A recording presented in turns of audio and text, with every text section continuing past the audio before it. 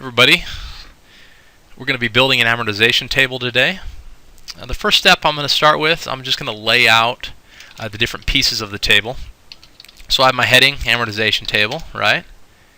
And then my subheadings, I have my assumptions section. And under my assumptions, I've got my original loan balance. Okay, this is the loan amount for which we'll be amortizing. We've got a contract rate. That's going to be percentage. I've got the number of years to amortize. We've got here periods. So adding this period function, what that's going to allow us to do is to either have monthly or annual compounding. You'll see how that looks here in a minute. We've got the term. Sometimes the term is the same as the amortization. Other times the term is shorter, so you might have a 30-year amortization, but a 10-year term or a 10-year balloon, where you'll have to pay off the loan at the end of that 10-year period. We've got the payment, and this is important. So this is the payment each period, and obviously the payment's going to be different depending on all of these other variables. And then let's go ahead and let's see, probably right here. We'll include curtailment per period.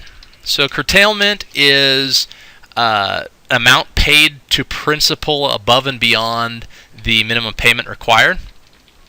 And we're going to set this defaulted to 0, but in the event you want to test out some scenarios where you might pay more than the minimum payment every period, we'll include that. Next we have the payoff at the end of what we want is we want to know what is the amount. If there's a balloon right at the end of this 10-year term, what is that amount? And we'll be using that in one of our later formulas. So rather than just simply putting payoff at end of term, which is one way we could do it, what I like to do here is make this dynamic as well. So I'm going to put this in quotes, payoff at end of year. And end of what year? Well, it's the end of this year, right? It's the end of the term. So, for instance, let me just show you really quick, and then we'll come back and build it. So if we say it's a 10-year term, this is now a payoff at the end of year 10, right? And that will output in this cell. Again, I'm just putting the labels down. And then every loan, for the most part, is going to have some sort of origination fee. Okay, and this is going to be important because we're going to be calculating the lender yield or the APR on this. And we're going to want to know what origination. Also, there's probably going to be, or there may be points. Again, a percentage of the loan. And then finally, we'll include lender yield here, which is synonymous with APR. Okay, so now that we have our labels down, let's go ahead and label our amortization table. And there's some different headings for our amortization table. We have a period, and this is going to go from period 0 through up to 360 periods, which a 360 period amortization table is a 30-year amortization. We've got beginning balance. We've got interest. That's going to be paid in each period. We've got principal paid in each period, in addition to curtailment. Now, I do realize that curtailment and principal really are the same thing, but this principal is the minimum principal paid based on the payment required in that period. And it'll make more sense once we actually drop the formulas in. Then we have a lender cash flow. Now, this column is what we're going to be using to calculate the lender yield. And finally, we have the ending balance. And there we go. Now, something I'm going to do, I'm just going to go ahead, so it looks a little better. I'm going to bring these over. Okay, and that way, did I lose one here? Beginning balance, interest, principal, curtailment, any balance. Okay. And yeah, that's good. Okay, then what we're going to do, we're going to go ahead, let's just make sure that these fit well. It doesn't have to be perfect, and it's going to change once we get actual numbers in here. It's one of the few times I use my mouse. I find the mouse is actually easier to adjust the column sizes. Most of the time I just go without the mouse. But okay, so we've got our labels in. Now it's time to start dropping in number formatting and our formulas. So let's go ahead, let's do number formatting next. So this is a loan balance, so this is going to be in dollars. Let's go ahead, put dollars amounts. Let's call this 100,000. Okay, I'm going to hit Control Shift $, and that will automatically change this to dollars. And then I'm using the WST macros add-in, which is Wall Street Training gives this add-in for free, and you can find it on my blog. I'll also, if I remember, I'll include a link to the add-in either in the comments or in the video itself. But by hitting Control Alt and the less than sign, I'm able to remove the decimals. You can also use this here, which is going to increase or decrease the decimals, or you can hit Control 1. It's going to pull up the Format Cells dialog box, and we can change that. I'm not going to change anything because I'm happy with what we have. So there we have the original loan balance. I'm then going to change it to blue, and with the WST macros add-in, that's just Control Shift B. It changes us to blue. And there we go. Now the reason I changed it to blue, blue font, if you're not aware, in Excel means it's an input, right? And so your inputs go through your modules, and there's an output. The outputs I include in black, and that'll make more sense as we go along. So next we have the contract rate. This is the interest rate on the mortgage. I'm going to hit, well, first let's throw 5% in. Let's use Control Shift the number 5 or the percentage sign. Changes it to 500%, change 5, there we go. Now I'm going to want to drop a few decimals after this in the event that we have, say, 5.5 or 4.5 or whatever. So we can go 5.5 or 4.5. Let's just call this 5. Change it to blue, go to amortization in year. I like the number formatting to include, so I like to format in a way where it says years afterwards.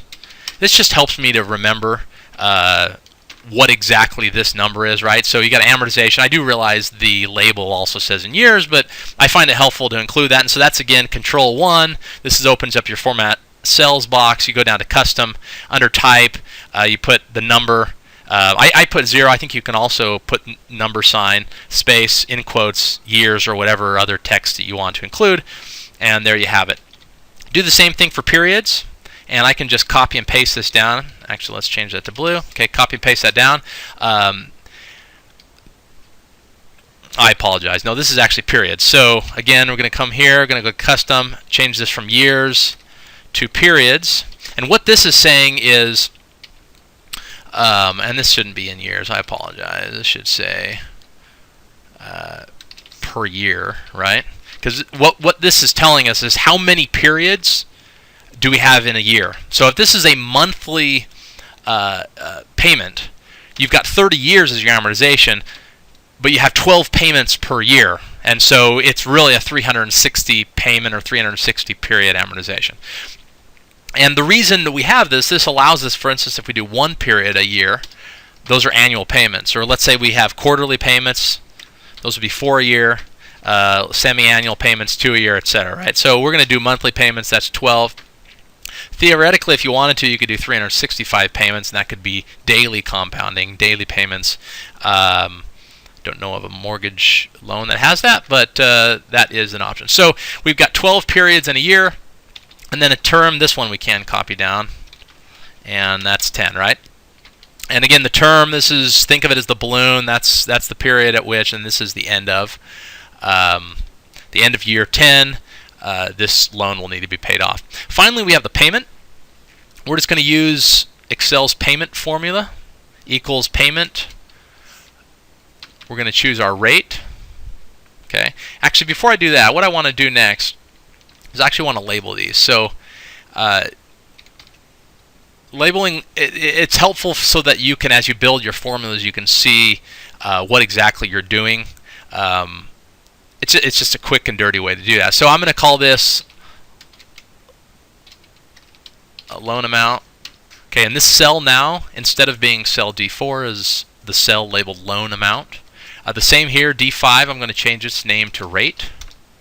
I'm going to change D6 to amortization. D7, I'm going to change it to periods. D8, I'm going to change to term. D9, I'm going to change to payment. Okay, so each one of these is labeled. Amortization. Okay, our curtailment is this cell here. We haven't put anything in yet, but we're going to call that. This is payoff underscore amount. I'll call this origination. Call this points. And call this lender yield. Okay. So now what we do is we want to calculate the payment. We're going to hit equals PMT. We're going to choose the rate. Now this is the rate divided by the number of periods of the year, right? So divided by periods. So that way in the event such as this, it's a 12-period year, your rate isn't 5% because this is a payment per month, so your rate is 5% divided by the 12 periods in the year. Your N per is the total number of periods that you're amortizing. And so in this case, that would be the amortization, right? The 30 years multiplied by the number of periods per year. Periods, right? And then the present value, well, the present value is, and I'm going to make it negative, your loan balance, or loan amount. Okay, and we'll hit enter. That's our payment. Now the reason I did the negative loan amount is that makes the payment now positive. And look, I just do it this way because it's cleaner looking. It really doesn't matter. You can have it negative as well. You'll have to adjust for it down in your amortization table. Then we come up to curtailment. This is going to be an input. Let's just go ahead and call it 0. Control Shift $sign is going to change it to a $sign. Then I'll do my Control Shift B with the WST macros add-in, and that's an input. Now we're going to calculate the payoff. Now the payoff at any given point in time is the present value at that point in time of all cash flows to the end of amortization, right? So if you think of it this way, this is a 30-year amortization with a payoff at the end of year 10. So this is the present value of all cash flows from the day 1 of year 11 through the end of year 30. So what we're going to do and how we calculate this, we're going to want to know the present value, right? Well, the rate stays the same. The rate's the rate divided by the number of periods, right? Okay. That's what we're going to be discounting it at. The number of periods, though, is what? Well, the total number of periods. So we got 365 periods in this case, but really what it is, it's amortization in years multiplied by the number of periods per year minus the term, right? The number of years to payoff, which is going to be term multiplied by the number of periods. So our term in this case is 10 years multiplied by 12 periods per year. That gives us 120. That's our N per. And then our payment, well, that's simple. Our payment is the number of payments we have. You see down in cell D9, that's the payment amount. We calculate that. I'm going to go ahead and make this a positive number, and there we have it. So at the end of year 10 in this case, I notice we haven't even built the amortization table, but this is an important number for us to see. First off, look, it's a great way if we want to know what's the payoff at the end of year 15 in this loan, for instance. That's this amount. So we've paid nearly 33, I guess a little over 32,000 in principal on this loan by year 15. Year 10, or at the end of the term, almost 19,000 has been paid off on this loan. Then we're going to have our origination in points. That's going to be in a percentage number. We'll just go ahead and call it 1% each. Let's turn it blue. Let's add a few decimals behind it in case it's a fraction of 1. And then we go to lender yield, which lender yield we will do in a moment. We want to go ahead and build our amortization table before we do that. So now that we have our assumptions, we can go ahead and build the table. We'll start with the period. So we're going to start with period 0, and the period 0 is important because it's going to help us calculate our lender yield. And then period 1 and so forth is going to be what? Well, this period here is going to be the previous period plus 1. Now what I want, though, is I want this cell to be empty if there are no more periods left to output. So because this is a 10-year term, what it means is that there will be no period 121, because in period 120 the loan is paid off. And what I don't want to have happen is have a period 121 through period 360 and have erroneous numbers, right? So I'm gonna build this in a dynamic way so that this cell, or this column I should say, will only have periods up to and including the total term and nothing more. So in order to do that, I'm going to have an if statement. There's probably maybe a faster way, but I think an if statement's a simple way to think about it. And what we're going to ask ourselves is the previous period, one cell up from this period, equal to, or I'm sorry, less than the total number of periods included? So I'm going to go ahead,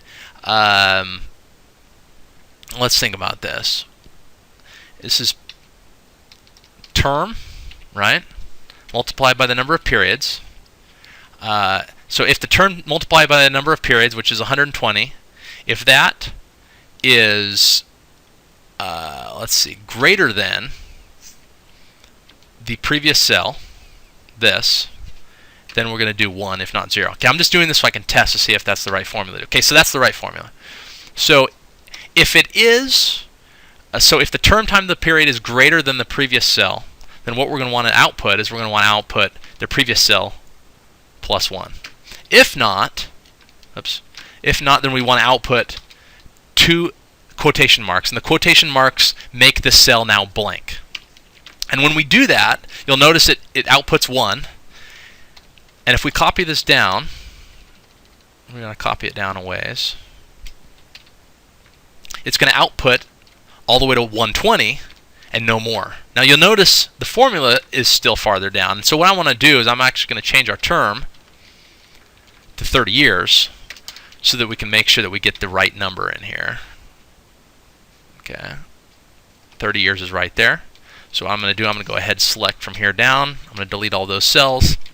And what we have here then is through cell 373, we've got our 360 periods, no more. But again, if we change the term back to 10 years, while the formula is all the way down, it's only going to output through to 120, and the rest will be blank. And this is important because we want this to be fully dynamic. We want it to look good so that when you print it out, you're not printing periods that are irrelevant to your loan. So we've got the periods done. So next we're going to want to build out the beginning balance. Now in period 0 there is no balance. Okay, so we leave that blank. The beginning balance of period 1 is simply the original loan amount, right? And that makes sense. We're going to make a dollar number by hitting Control-Shift $sign. And so in period 1 it's the loan amount. In all subsequent periods, it's going to be the ending balance of the previous period, right? So it's simply this. It equals, again, the ending balance of the previous period. However, again, because we're making this dynamic based on the term, we only want this to output a number if this does not equal empty sign. Okay, so or maybe a more intuitive formula would be if this cell right here is empty or equals 2 quotation marks, then we're going to want to make this one empty. If not, we're going to want this to equal the ending balance of the previous period. Okay, so there we are. Again, make that a $sign. And we move over to interest. Now, notice I'm not copying down any further because I'm going to go ahead, I'm going to finish period 1 through the other headings. I'll do period 2 through the other headings, and then all I have to do is copy and paste period 2, each one of the headings, all the way down to the bottom, and we're done. So what's the interest in each period? Well, the interest in the period is simply the beginning balance of that period multiplied by the rate. Okay? Now, keep in mind, though, again, the rate is an annual rate, but this period is a monthly in this case. So in order to do that, what we want to do is we want to multiply the beginning balance by the rate, but divided by the number of periods. And that gives us $416.67. The principal is going to be the difference between the payment made in that period minus the interest. And so that's just simply payment minus the interest paid. So there's our principal. The curtailment is simply the curtailment allotted for. So here's this curtailment, and again, let's say we had $50. Notice that becomes $50. Okay, but in this case, let's make it 0. I forgot one thing. So on the principal, it's the principal is the payment minus the interest plus. We have to remember, in the event that the loan is paid off in this period, we also want to include that payoff, and that's also dollars towards principal. So what we're going to ask ourselves is, if this, the current period, equals the term multiplied by the number of periods, okay? If it equals that, then we will also want to include the payoff amount. And if not, then it's 0. Oops. Yeah, okay, there we go. So again, notice it doesn't change anything in period 1, but if this were period 120, watch what happens. The principal changes to include this payoff. Now, it's not correct because I made an error, or I changed that so that actually is technically an error. Nonetheless, that's what that formula is doing for us. Again, curtailment, just simply the curtailment. And then the lender cash flow, the amount that the lender gets in this period, is going to be the interest plus principal repaid plus any curtailment paid. That's the lender cash flow. And then finally, we have the end balance, which the end balance equals the original balance minus any principal paid towards the loan. Okay, so it's really beginning balance minus the lender cash flow, not including the interest. Okay, that's that amount. Notice now this happens. Now what we want to do is we want to go ahead and copy this down with one caveat, and that's we want to include this if question. We want to ask ourselves, should this row be empty or not, or should we output for this row? So we're gonna use these formulas, but with one difference, and that difference is we're going to go ahead and do that if statement. If this equals empty, then empty. If not, that. Okay. Equals if this equals empty, then empty. If not, that. If this equals empty, then empty. If not, that. This. If equals empty, then empty. If not, that. And lastly, this if the period is empty, then empty. If not, okay. Okay. And then finally, all we have to do is copy all these down. What did I do wrong here? Oh, that's because I haven't copied these down. And there we go. And we know it works because this number is 0. Now, notice it says -0. There's a rounding issue somewhere back in here. I'm sure we could find it. Yeah, it's many, many, many numbers back.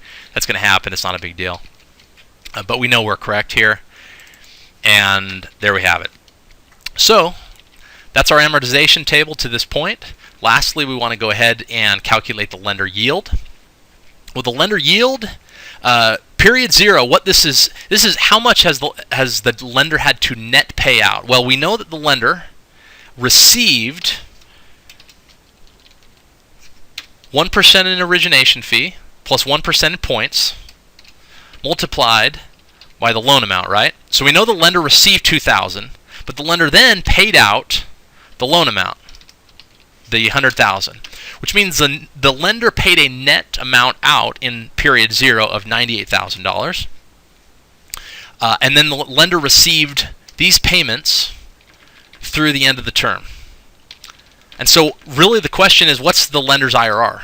So we equals IRR of this row, and we want to go all the way to the end.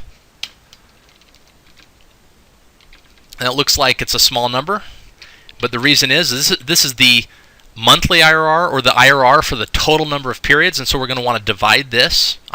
Multiply this by the number of periods each year, so it becomes an annual number, and you get a 5.28% lender yield, which makes sense, right? So the contract rate's 5%, but because of the loan, the origination, and the points, this is going to be it's going to juice that IRR up above the contract rate. Notice though, if we change the origination and points to 0, the lender's yield is going to be equal to the contract rate, and voila, right? Okay, now that we have our table, it's done. Now I'm just going to make it look pretty.